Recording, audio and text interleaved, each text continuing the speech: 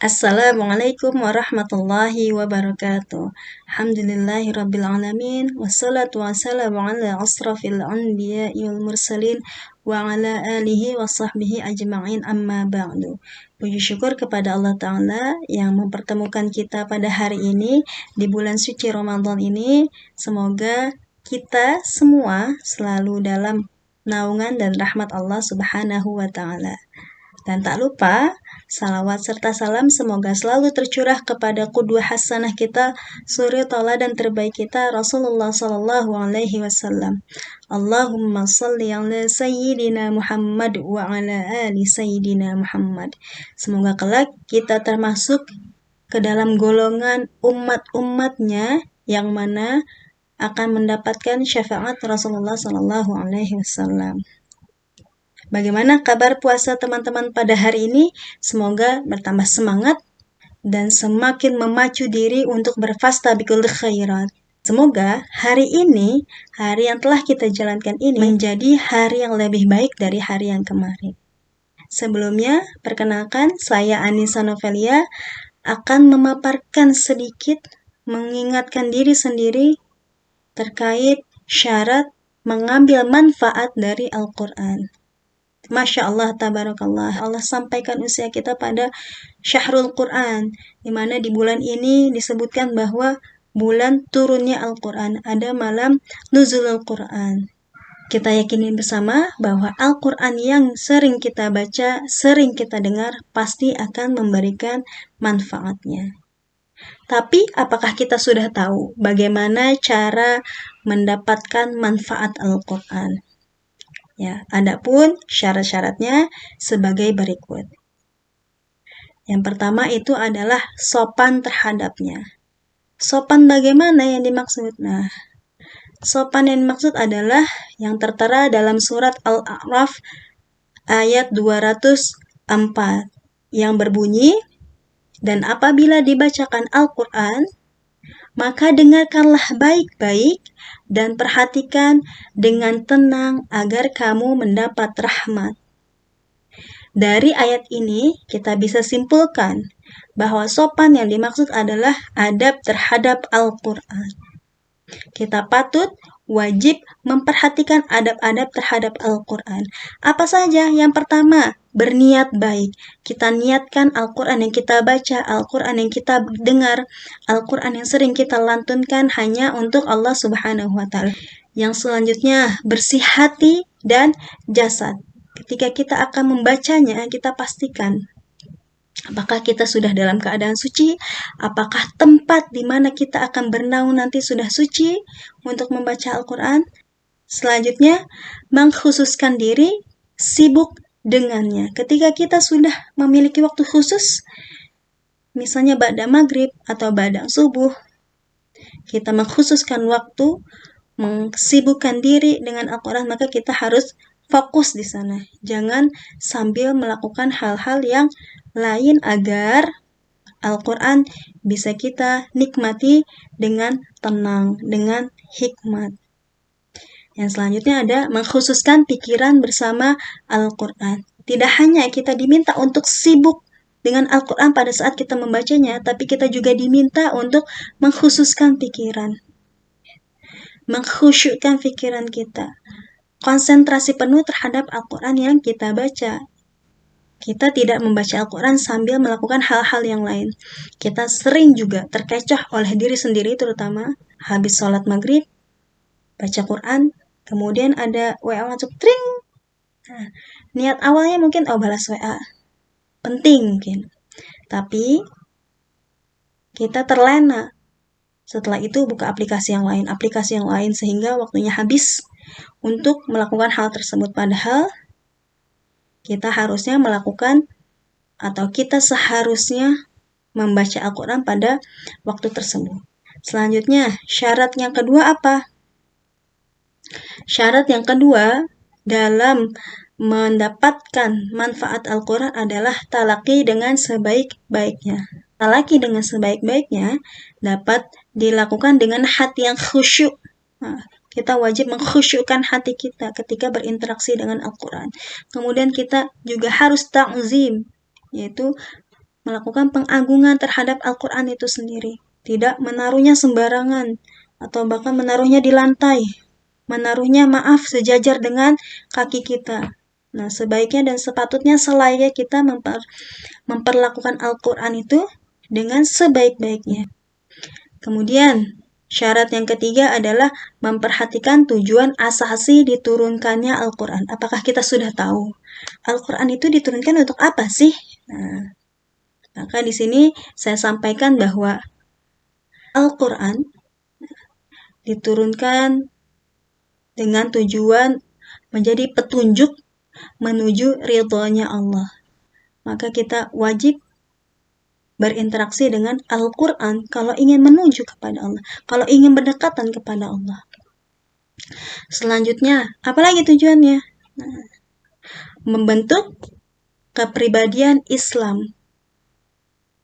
Dengan sering berinteraksi dengan Al-Quran, insya Allah kepribadian Islam akan terbentuk pada diri kita. Bayangkan bagaimana Aisyah berkata bahwa akhlaknya Rasul adalah Al-Quran. Kenapa bisa begitu? Karena seringnya interaksi Rasulullah dengan Al-Quran itu sendiri. Dan kita juga tahu bahwa Al-Quran adalah salah satu mukjizatnya Rasulullah SAW.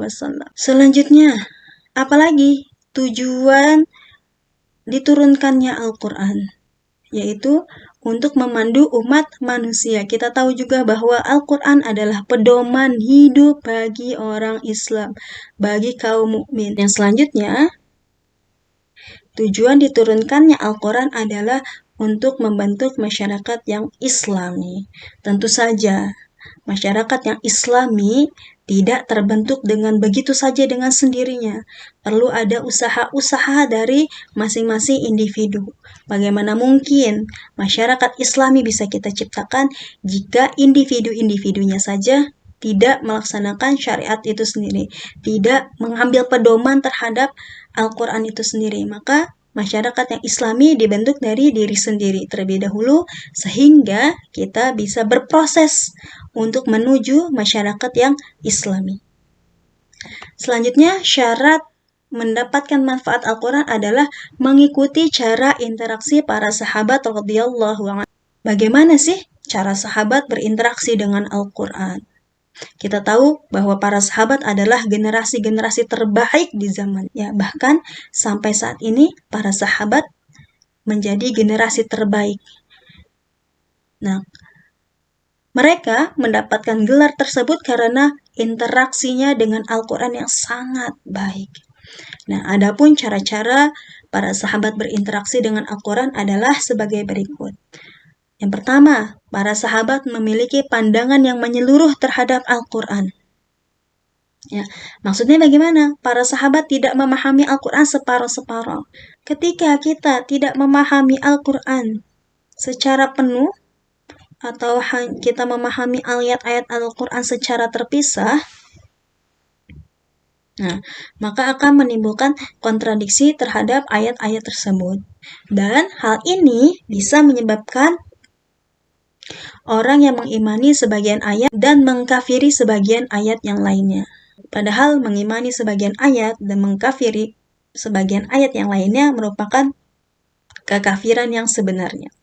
Yang selanjutnya adalah memasuki Al-Quran tanpa memasukkan persepsi, pemahaman, dan keyakinan yang lama. Kita ketahui bahwa pada zaman itu, zaman jahiliyah, pasti mereka semua, para sahabat, memiliki kepercayaan-kepercayaannya masing-masing, memiliki adat istiadatnya, kebiasaan, dan hal-hal yang lainnya yang terkait dengan masa lalu di zaman itu. Maka, sikap tidak membawa persepsi dan pemahaman dari keyakinan masa lalu dilakukan agar apa yang dipahami di dalam Al-Quran tidak dibatasi oleh pemahaman-pemahaman pada zaman sebelumnya, sehingga tidak ada campur baur antara pemahaman-pemahaman yang ada pada Al-Quran dengan persepsi-persepsi yang mereka yakini pada zaman sebelumnya. Selanjutnya, kepercayaan mutlak terhadap Al-Quran. Apa yang dikatakan oleh Al-Quran haram, maka mereka akan mengatakan pula itu haram. Dan sebaliknya, apa yang Al-Quran katakan halal, maka para sahabat pun akan mengikutinya dengan patuh. Bahkan, mereka percaya sepenuhnya terhadap hal-hal yang belum mereka ketahui atau bertentangan dengan logika berpikir mereka. Karena apa? Karena para sahabat tahu memahami Al-Quran tidak hanya dengan logika, tapi perlu kacamata iman di sana. Dan yang terakhir, cara sahabat berinteraksi dengan Al-Quran adalah merasakan bahwa ayat-ayat yang dibaca ataupun ayat-ayat yang didengar hanya ditujukan kepadanya. Kepada siapa? Tentunya kepada Allah Subhanahu wa Ta'ala. Dan Imam Ahmad berkata, barang siapa yang ingin berdialog dengan Allah, maka hendaklah ia membaca Al-Quran. Kita diminta membaca Al-Quran karena saat itulah kita berdialog dengan Allah. Kita berkomunikasi dengan Allah. Kita ngobrol sama Allah gitu ya. Ketika kita ngobrol sama teman aja, kita diminta untuk memperhatikan teman kita dengan serius. Ada eye contact.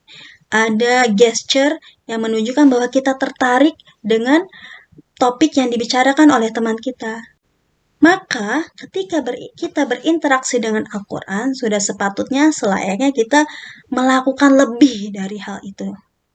Melakukan konsentrasi penuh, khusyuk, tidak menyambi melakukan hal-hal yang lainnya. Dan yang terakhir, syarat mendapatkan manfaat Al-Quran adalah tiada penghalang. Bagaimana mungkin kita bisa mendapatkan manfaat Al-Quran jika banyak penghalang? Maka kita wajib menghalau sehingga tidak ada penghalang, tidak ada jarak, tidak ada gap, tidak ada tembok tinggi yang menghalangi antara kita dengan Al-Quran. Hal-hal yang menghalangi terjadinya pengaruh Al-Quran secara efektif adalah kesibukan hati dengan urusan lain. Hati yang tidak khusyuk. Bagaimana mungkin kita bisa mendapatkan manfaat dari Al-Quran? Kemudian, penghalang apa lagi? Ketidakpahaman terhadap makna dan pesan-pesan yang terkandung di dalam Al-Quran. Tapi kan saya bukan orang Arab. Kalau ada pertanyaan seperti itu bagaimana? Maka dari kita bukan orang Arab, kita mempelajari Al-Quran, membaca Al-Quran, membaca terjemahnya. Kalau perlu kita pelajari tafsirnya. Kalau perlu kita cari kajian-kajiannya tentang tafsir. Kalau perlu kita cari asbabun nuzul dari ayat-ayat Al-Quran itu. Agar kita semakin erat, semakin dekat, semakin akrab dengan Al-Quran. Dan selanjutnya, apalagi yang menjadi penghalang, yaitu ketika kita berpaling kepada selain Al-Quran. Atau ketika kita berpaling dari Al-Quran. Kita tidak lagi menjadikan Al-Quran sebagai pedoman. Kita tidak lagi menjadikan Al-Quran sebagai petunjuk. Kita tidak lagi menjadikan Al-Quran sebagai pegangan. Kita cenderung lebih percaya terhadap hal-hal yang tidak pasti. Padahal kebenaran Al-Quran itu mutlak. Bahkan dari zaman Rasul 1400 tahun yang lalu sampai detik ini kebenarannya tidak diragukan lagi. Maka jangan sampai naudzubillah min dzalik kita menjadi orang-orang golongan yang memalingkan Al-Quran, menjadi golongan yang berpaling dari Al-Quran. Maka teman-teman semua, di bulan Ramadan ini mari kita tingkatkan intensitas kita membaca Al-Quran. Sudahkah target teman-teman hari ini tercapai? Jika belum, yuk kita kejar.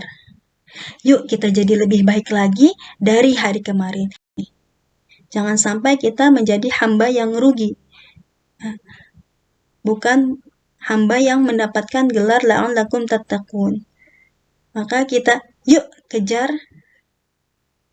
keutamaan Al-Quran di bulan Ramadan ini. Wallahu a'lam bissawab. Kiranya hanya ini yang dapat saya sampaikan. Wabillahi taufik wa hidayah. Wassalamualaikum warahmatullahi wabarakatuh.